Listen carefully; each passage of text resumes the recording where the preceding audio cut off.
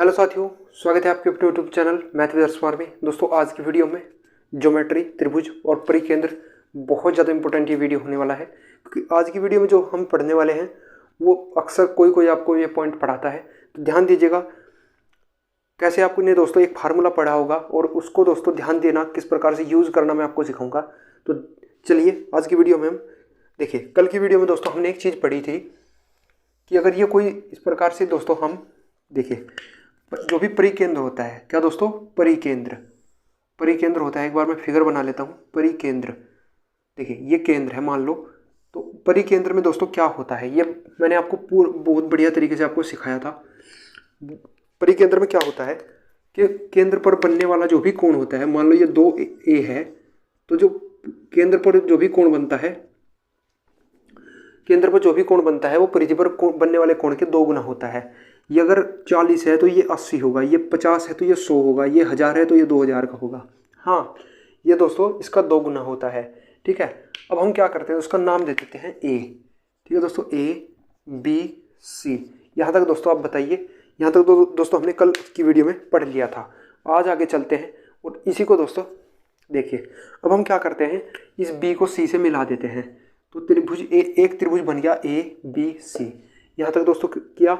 अब हम क्या करते हैं, देखिए दोस्तों, अगर हम केंद्र से क्या करते हैं, कोई अगर हमने इस प्रकार से एक लाइन खींच दी तो वो किसी जीवा, यानी कि जीवा क्या होता है, बीसी एक जीवा है। जब आपको वृत्त पढ़ाऊंगा तब आपको पूरी अच्छी तरीके से सिखाऊंगा कि जीवा व्यास क्या होता है। ठीक है, बीसी एक जीवा है और अगर हमने किसी केंद्र से कोई एक लाइन खींचे तो सामने वाली भुजा को 90 डिग्री में अगर हमने इस पर एक लंब डाल दिया, मान लो अपनी मर्जी से लंब डाल दिया, तो सामने वाली भुजा को 2 बराबर भागों में भी बांट देगा और 90 डिग्री का कोण भी बना देगा।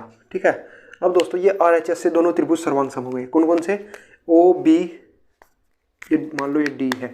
ठीक है, डी है, O B D O C D, दोनों के दोनों त्रिभुज सर्वांग सम हो गए RHS से। ये RHS क्या है, सर्वांग सम क्या है, ये मैं जब आपको समरूप और सर्वांग सम पढ़ाऊंगा बखूबी आपको सिखा दूंगा। 100% गारंटी लेता हूँ। अगर मैं इससे आगे दोस्तों सिमिलर यानी कि आपको समरूपता और सर्वांग समता ही पढ़ाने वाला हूँ, तो बने रहिएगा अंत तक। ठीक है, अब दोस्तों अगर कोई 2 त्रिभुज सर्वांग सम हो जाए तो उसके जो कोण होते हैं, जिसके जो ये लाइन इसको एंगल जो बाइसेक्ट कर रही है, ये अगर 2a का था तो ये a में बट जाएगा, यानी कि अगर ये 40 डिग्री का था पूरा तो ये 20-20 डिग्री में बट जाएगा। सब कुछ सिखाऊंगा, अभी के लिए आप इसे याद कर लीजिए। अब दोस्तों हम यहाँ क्या करते हैं, साइन क्या होता है, साइन दोस्तों होता है लंब बटे कर्ण। सबको दोस्तों पता होगा लंब बटे कर्ण। यहाँ तक बताइए दोस्तों, लंब बटे कर्ण होता है। ठीक है दोस्तों, आइए अब दोस्तों मैं आपको एक चीज़ और सिखा देता हूँ। ध्यान दीजिएगा दोस्तों, अगर कोई त्रिभुज इस प्रकार से दिखाई आपको दे ए बी और सी, तो हम क्या करते हैं कि ये अगर कोण ए है तो उसके सामने की भुजा को हम स्मॉल ए से डिनोट कर देते हैं। ये चीज़ मैंने पहले आपको बताई थी। ठीक है, अब दोस्तों देखिए ये भुजा कितना था, ये कोण ए था, तो उसके सामने वाली जो भुजा है ये बी सी, ये दोस्तों इसमें a/2 क्यों ये a क्यों नहीं हुआ। ध्यान दीजिएगा दोस्तों, a/2 क्योंकि ये दोनों भुजाएं आपस में समान है। अगर ये यहाँ से यहाँ तक की a है तो दोनों a/2 हो गई, यानी कि आधी आधी में बांट दी मैंने। ठीक है, अब हम क्या करते हैं, त्रिभुज ODC में करते हैं। ध्यान दीजिएगा दोस्तों, त्रिभुज ODC में ध्यान दीजिएगा दोस्तों, ODC में कर लीजिए चाहे ODB में कर लीजिए, मर्जी आपकी है।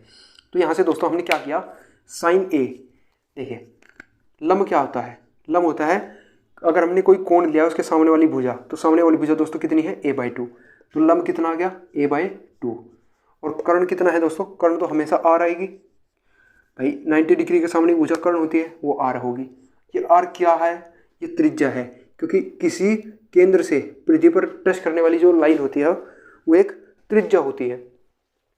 तो यहाँ से दोस्तों हमने क्या किया, त्रिज्या ले लिया।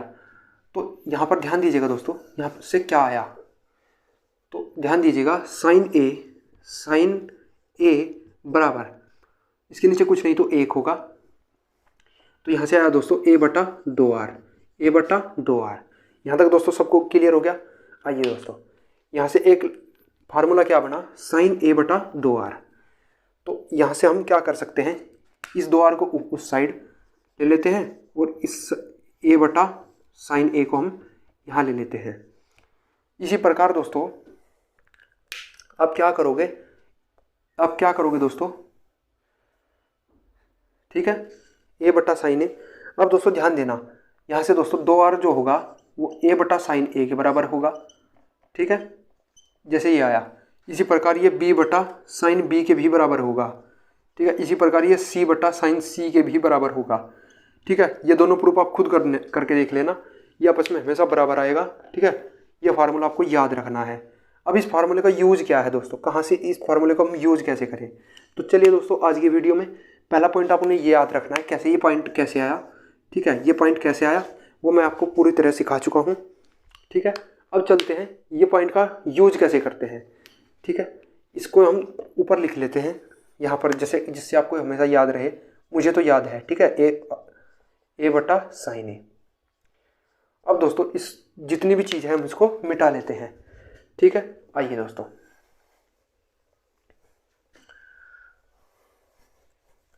चलिए ध्यान दीजिएगा दोस्तों, बहुत ज़्यादा इंपॉर्टेंट चीज़ें हैं, इनको आप याद से अच्छा है दोस्तों। मैंने आपको एक चीज़ और सिखाई थी, अब मैं पॉइंट नंबर 2 बताने जा रहा हूँ।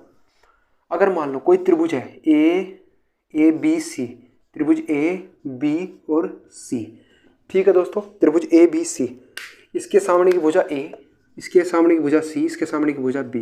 ये चीज़ तो मैंने पहले अभी आपको बताई है और अब भी बता रहा हूँ, ठीक है दोस्तों। अब दोस्तों हम क्या करते हैं, देखिए ये कोण क्या है, ये मान लो कोण ए है, ये कोण क्या कितना है बी है, और ये कोण दोस्तों कितना है सी है। हमें दोस्तों इस त्रिभुज का क्षेत्रफल चाहिए, त्रिभुज ए बी सी का क्षेत्रफल, त्रिभुज ए बी सी का क्षेत्रफल। तो दोस्तों हमें नहीं पता ये कैसा त्रिभुज है, लेकिन हम फिर भी निकाल सकते हैं।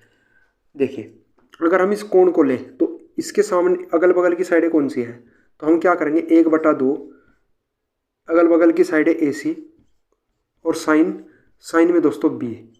ये एक फार्मूला है, हम किसी भी त्रिभुज का क्षेत्रफल निकाल सकते हैं। हाँ दोस्तों, ये पहला फार्मूला हो गया, ठीक है। अब दोस्तों हम क्या करते हैं, दूसरा फार्मूला 1/2। देखिए अब हम कोण लेते हैं साइन सी, साइन में सी, तो इसकी अगल बगल की साइड है ए बी, तो ए बी। ये दोस्तों दूसरा फार्मूला हो गया। इसी प्रकार दोस्तों हमने बी लिया, सी लिया, ए लेंगे, तो इसके साथ अगल बगल की साइड है दोस्तों क्या बी सी इंटू साइन ए और गुणा दोस्तों किससे 1/2। ये दोस्तों तीसरा फार्मूला। तीनों से एक ही आंसर आने वाला है, ठीक है। किसी भी कोण से निकाल लीजिए, आंसर एक ही आने वाला है। इस फार्मूले को आप याद कर लेना, तीनों फार्मूले, किसी भी त्रिभुज का क्षेत्रफल हम इस प्रकार से भी निकाल सकते हैं। चलिए दोस्तों इस फार्मूले को हम यूज करते हैं। चलिए ध्यान दीजिएगा दोस्तों, मैं क्या आपको बताने की कोशिश कर रहा हूँ। आइए दोस्तों ध्यान दीजिएगा दोस्तों, ध्यान दीजिएगा।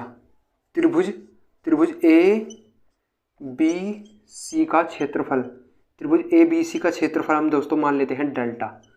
क्या दोस्तों, त्रिभुज ए बी सी का क्षेत्रफल हम क्या मान लेते हैं, डेल्टा दोस्तों हमने मान लिया, ठीक है दोस्तों। कोई भी मान लीजिए, ए मान लीजिए, बी मान लीजिए, एक्स मान लीजिए, वाई मान लीजिए, आपकी जो मर्जी वो मान लीजिए। यहाँ तक हमने मान लिया, त्रिभुज ए बी सी का क्षेत्रफल हमने डेल्टा मान लिया। अब हम क्या करते हैं, इस त्रिभुज के क्षेत्रफल को हम इस प्रकार से भी तो लिख सकते हैं 1/2 बी सी इंटू साइन ए। आइए दोस्तों इस प्रकार से लिख सकते हैं।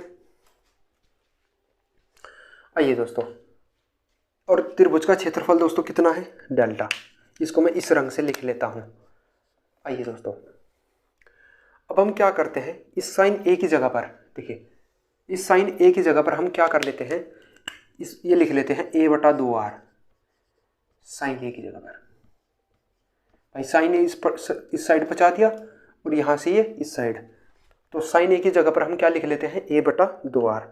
तो 1/2 बी सी इंटू ए इंटू 2r बराबर दोस्तों कितना डेल्टा, जो त्रिभुज ए बी सी का क्षेत्रफल है। यहाँ तक बताइए दोस्तों, क्लियर हो गया? यहाँ तक दोस्तों क्लियर हो गया? आगे चलिए। अब चलिए, अब हम क्या करते हैं,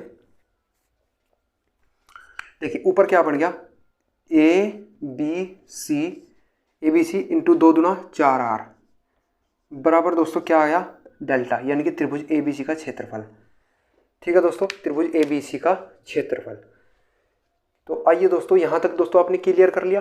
अब हमें दोस्तों ये आर का मान निकालना है, तो आर को हम इस साइड पहुँचा देते हैं और इस त्रिभुज ए बी सी को, देखिए ए बी सी, हम क्या करते हैं इस त्रिभुज ए बी सी के क्षेत्रफल को यानी कि 4 डेल्टा को यहाँ पर पहुँचा देते हैं। तो यहाँ से आर का मान आ गया। आर दोस्तों क्या थी, पहले भी मैंने एक चीज़ दिखाई थी, यहाँ से देखिए ये एक वृत्त था, ये आर ये थी। अगर हम यहाँ से कोई त्रिभुज खींच ले इसके अंदर, तो इस त्रिभुज की परिवर्त की त्रिज्या, इस त्रिभुज के परिवर्त की त्रिज्या थी आर।